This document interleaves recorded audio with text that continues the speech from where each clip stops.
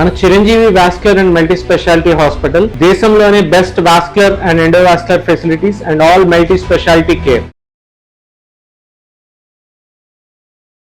గురువుగారు, మరి ఆగస్ట్ అంతా కూడా సింహరాశి వారికి ఎలా ఉండబోతుంది? ఎందుకంటే సింహరాశి వారు అంటారు మాకు ఎప్పుడూ బాగాలేదు అని. మరి ఈ నెల ఏమైనా ఊరటగా ఉందా గురువుగారు? సింహరాశి చూస్తే మనం ఒక జాబ్ విషయంలో జాగ్రత్తగా ఉండి సరిపోతుందంటే మిగతా అన్ని విషయాల్లో బాగున్నాయని చెప్పుకోవచ్చు.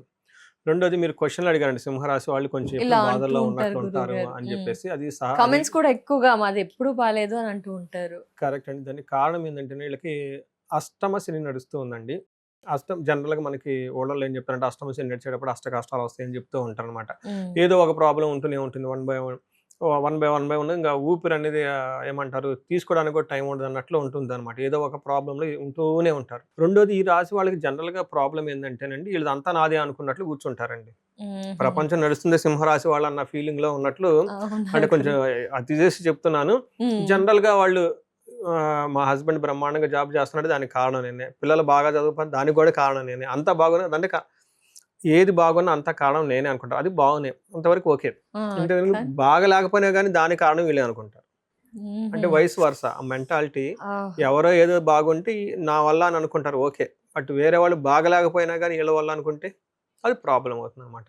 ఎందుకంటే సహజంగా ఈ సింహరాశి వాళ్ళ తత్వం అలా ఉంటుందండి. వాళ్ళది they take responsibility of everything, known are unknown. అందుకని కొంచెం క్లవర్గా ఉండాలి. ఎక్కడ రెస్పాన్సిబిలిటీ తీసుకోవాలి, ఎక్కడ రెస్పాన్సిబిలిటీ తీసుకోకూడదు అనకూడదు. ఎందుకంటే మనకు ఒక లిమిట్ ఉంటుందండి. ఎందుకంటే చైన్ లాగా కలుపుకుంటూ పోతూ ఉంటే టూ మచ్ అవుతుంది అనమాట.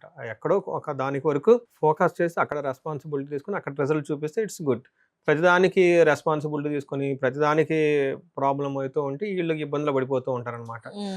జనరల్గా ఈ టైప్ మైండ్ సెట్ ఉన్న వాళ్ళ వల్ల అష్టమ శని నడుస్తుండటంతో ఎక్కడో ఏదో ఒక విషయంలో సహజంగా బాగుండదు. దాన్ని మొత్తం ఫుల్ కంటామినేట్ ఆ ఎమోషన్ అంతా స్ప్రెడ్ చేస్తూ ఉంటారనమాట. ఇది సహజంగా వీళ్ళకి ఉండే తత్వం కాబట్టి ఒకటి ఇట్ ఈస్ ట్రూ. ఎందుకంటే అష్టమ శని నడుస్తుంది కాబట్టి శనికి సంపూర్ణమైన శాంతి పూజలు చేయించుకోవటం ఈ రాశి వాళ్ళకి చాలా చాలా ముఖ్యం. శనికి సంబంధించిన గుళ్ళు విజిట్ చేయటం, మన పరిహారాల్లో చెప్పుకుందాం, ప్రసన్నం చేసే పనిలో ఉండాలి కంపల్సరీ అండి. అయితే ఇందులో ఈ మంత్ పర్టికులర్ ఆగస్టు మంత్ మనం చూసుకుంటే ఇందులో ఉన్న నక్షత్రాలు మఖా 1, 2, 3, 4 పాదాలు, పుబ్బ 1, 2, 3, 4 పాదాలు, ఉత్తర ఫస్ట్ పాదం అంతా సింహరాశిలో ఉంటారు. మనం పేరు బలం పెట్టి చూసుకుంటే మా మీ ము మేమో టా టీ టూ టే టో అన్న లెటర్స్ అంతా సింహరాశిలో ఉంటారు. ఇందులో మనకు లఘు గోచారం సూక్ష్మ గోచారం ప్రకారం సూర్యుడికి ఫస్ట్ హౌస్లో వస్తున్నారండి. అంటే 15 days 12th హౌస్లో, నెక్స్ట్ 13 days ఫస్ట్ హౌస్లోకి వస్తున్నారు అనమాట, జన్మరాశిలోకి. వీళ్ళకి ఏమవుతుందండి ఈ టైంలో స్థాననాశనం అని చెప్తారు. అంటే వాళ్ళ యొక్క పొజిషన్ పోగొట్టుకునే అవకాశం ఎక్కువగా ఉంటుంది. నెక్స్ట్ కూర్చుని వల్ల భూలాభం, రియల్ ఎస్టేట్ వాళ్ళకి, తర్వాత అమ్మాలి కొనుక్కునే అనే వాళ్ళకి లాభప్రదంగా ఉంటుంది. నెక్స్ట్ బుధుని వల్ల, శుక్రుని వల్ల ధనలాభం ఉంటుంది. బుధుని వల్ల పరాభవం, అవమానాలు జరిగే అవకాశం ఎక్కువగా ఉంటుందని చెప్పుకోవచ్చు. సో ఇందులో మనం గమనిస్తే మెయిన్ ముఖ్యంగా వాళ్ళు తెలుసుకోవాల్సింది ఏంటంటేనండి, సూర్యుడి వల్ల వీళ్ళకి జాబుల్లో ప్రాబ్లంగా ఉంటుందని తెలుసుకోవాలి. మనకేం చెప్తారంటే ఇక్కడ ఎప్పుడైతే సూర్యుడు 12 నుంచి ఫస్ట్ హౌస్కి వాళ్ళ జన్మస్థానానికి జన్మరాశిలోకి వెళ్ళారో దానికి దేహార్తి అంటే శారీరకంగా కొంచెం బాధలు ఎక్కువగా ఉంటాయి అని చెప్తారు. దేహార్తి, సత్వం, సంతాపకాలతిక్రమణ భోజనం, బంధుమిత్ర సుహృద్వేష, చంద్రరాశిగతో రవి అంటారు. అంటే ఇందులో ఏమవుతుంది, శారీరకంగా బాధ ఉంటుంది, మనసులో ఆందోళన ఎక్కువగా ఉంటుంది, టయానికి భోజనం చేయరు, బంధువులతోటి మిత్రులతోటి మనస్పర్ధలు వచ్చేసి గొడవలు పడుతూ ఎక్కువగా ఉంటూ ఉంటారు. భార్యకి హెల్త్ విషయంలో సరిగా ఉండదు, ట్రావెల్ చేస్తే బాగా ఇబ్బందులు అవుతాయని మనకు చెప్తూ ఉంటుంది. జనరల్గా మనకి రీసెంట్గా నేను ఎక్కడో ఒక మెడికల్ ఆస్ట్రాలజీకి సంబంధించిన బుక్స్ చదువుతూ ఉంటే కొన్ని ఆర్టికల్స్, రీసెంట్గా ఉన్న ఆర్టికల్స్, అడ్వాన్స్డ్ ఆస్ట్రాలజీ రీసెర్చ్ చేసే ఆర్టికల్స్ కొన్ని చదువుతుంటే అందులో ఏం చెప్పారంటే ఎప్పుడైతే ఏ రాశిలో అయితే జన్మరాశిలో సూర్యుడు ట్రావెల్ చేస్తూ ఉంటారో ఆ రాశి వాళ్ళకి heart attacks, chest related problems ఎక్కువ వస్తున్నాయంట. అది రీసెంట్ ఏ జన్మరాశిలో సూర్యుడు ట్రావెల్ చేస్తూ ఉంటే. ఎగ్జాంపుల్ ఏదైనా ఇప్పుడు మనకి ఈ రాశి వాళ్ళకి సింహరాశిలో ఆ రాశిలోనే సూర్యుడు సంచారం చేయబోతున్నాడు అనమాట. సో ఇలా ఉందని ఒక లేటెస్ట్ గా సైంటిఫిక్ ఎవిడెన్స్ రీసెర్చ్ ఉందన్నమాట. ఒక అదృష్టం ఏమంటేనండి మన యాన్షియంట్ స్క్రిప్చర్స్ని బేస్ చేసుకొని రీసెర్చ్లు చేయటం చాలామంది చేస్తూ ఉన్నారు. హైలీ ఎడ్యుకేటెడ్ పీపుల్, సైంటిస్టులు వీళ్ళంతా వీటి మీద వర్క్ చేస్తూ ఉన్నారు అన్నమాట. అది ఒక సంతోషకరమైన వాచనం. మనం ఇది బ్లైండ్ మూఢనమ్మకం అని చెప్పుకునేది ఏం లేదు. ఇది ఎప్పుడు రాసిన ఎన్ని వేల సంవత్సరాల ఎవిడెన్స్ క్రితం బేస్డ్ రాశారు. చూస్తున్నాం. సో ఎవిడెన్స్ బేస్డ్ ఇందులో చూడండి, ఇప్పుడు మనకి వీళ్ళు ఏం చెప్తున్నారు, ఇదే చెప్తూ ఉన్నారు. దేహార్తి, టైర్డ్నెస్ ఎక్కువగా ఉంటుంది.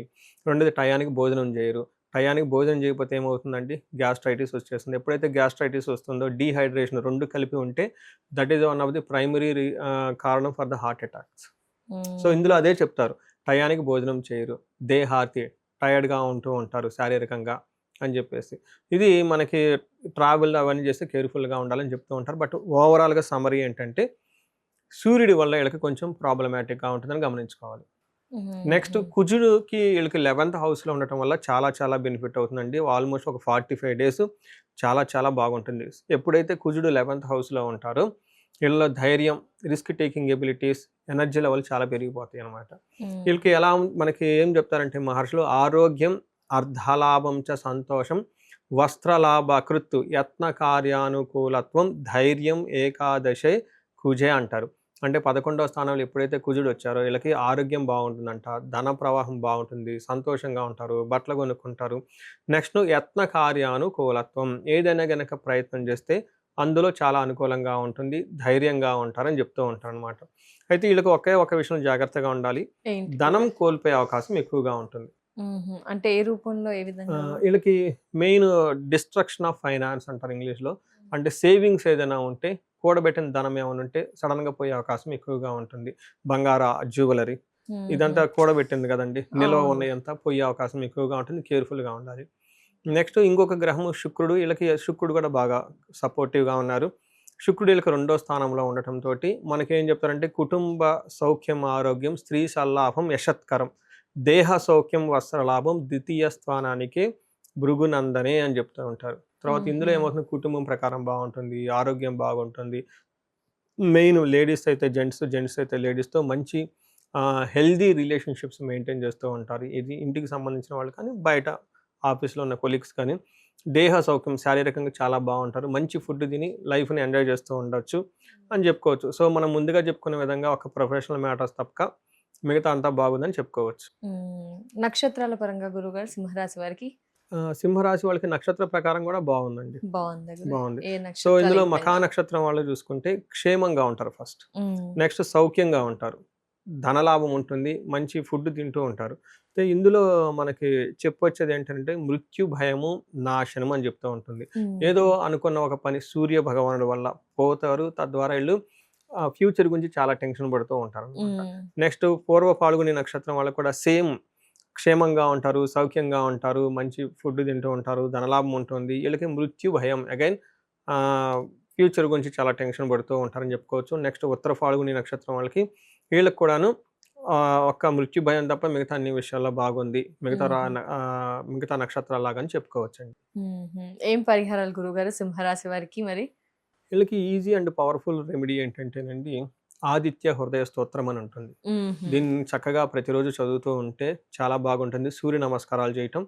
నెక్స్ట్ వీళ్ళకి శని ప్రభావం చాలా ఎక్కువగా ఉంది. ఈ రాశితో పాటు వీళ్ళ ఇంట్లో ఎవరైనా ధనస్సు రాశి ఉన్నా, కుంభరాశి, మేషరాశి, మీనరాశి ఉన్నా, ఇవి శని పీడించబడే రాశులు అనమాట. ఈ ఇంట్లో వీళ్ళతో పాటు ఉంటే ప్రాబ్లంగా చాలా ఎక్కువగా ఉంటుంది. అందుకని చెప్పేసి ఒక్కసారి హోల్ ఫ్యామిలీ వాళ్ళు హారోస్కోప్ చెక్ చేయించుకొని ఎక్కడైనా ఏదైనా ప్రాబ్లం ఉంటే ఒకసారి దానికి సంబంధించిన పరిహారాలు చేసుకుంటే చాలా బాగుంటుంది. శనికి మెయిన్ శని పిప్పలాద స్తోత్రం చాలా సింపుల్ అండ్ ఈజీ. నేను ఎక్కువ చిన్న మంత్రాలు చెప్తానండి, ఎందుకంటే పెద్ద పెద్దగా చెప్పానుకోండి చదివేంత టైం ఉండదు, నోరు తిరగదు. వింటామంటారు, వినేది కూడా కార్లో వింటామంటారు, ఆ ట్రాఫిక్ జర్నీలో ఎలా ఉంటుందేమో తెలియదు. కాబట్టి చక్కగా సింపుల్గా ఉండే ఏమంటారు మంత్రాలు 1-2 చిన్న స్తోత్రాలు తీసుకొని ఎక్కువసార్లు దాన్ని చదువుతూ ఉంటే రిజల్ట్ బాగుంటుంది. నేను శని పిప్పలాద స్తోత్రం చాలా సింపుల్గా 2 లైన్లు ఉంటుందండి, చాలా పవర్ఫుల్గా ఉంటుంది. అది చెప్తాను, అది నేను చదవమని చెప్తూ ఉంటాను. శని పిప్పలాద స్తోత్రం ఎవరైనా పఠించవచ్చు. రెండోది రుద్రాభిషేకం, మన్యు పాశుపతాభిషేకం అని ఉంటుంది. మన్యు పాశుపతాభిషేకం ఇది చేయించుకునే కానీ కార్యజయం వస్తుంది, శత్రువుల పైన విజయం వస్తుంది, సంపదలు వస్తాయి. ఇలా అయినా కూడా పరిహారాలు చేసుకో తప్పకుండా గురుగారు. మరి అతిగా సఫర్ అవుతున్న వారికి జాతక రీత్యా ఎలాంటి పరిహారాలు అద్భుతంగా మెరుగైన ఫలితాలను ఇస్తాయో తెలియజేస్తారా గురుగారు? సో మనకి ఇప్పుడు దాకా చెప్పుకున్న మన రాశి ఫలం ఏంటంటేనండి, ఆ యొక్క కొంతవరకు మాత్రమే ఎఫెక్ట్ ఉంటుందండి. అది ఒక 30-40% మాత్రం లైఫ్‌లో ఎఫెక్ట్ ఉంటుంది. బట్ వాళ్ళ యొక్క ఇండివిడ్యువల్ జాతకాన్ని మనం చూసుకోవడం చాలా చాలా ముఖ్యం. దీనితో పాటుగా ఇప్పుడు మనం చెప్పుకున్న దానికి వ్యతిరేకంగా కానీ, అనుకూలంగా కానీ లేకుండా బాగా సఫర్ అవుతున్న వాళ్ళు ఎవరైతే ఉంటారో వాళ్ళు ఇండివిడ్యువల్ జాతకం చూపించుకోవడం చాలా చాలా ముఖ్యం అండి.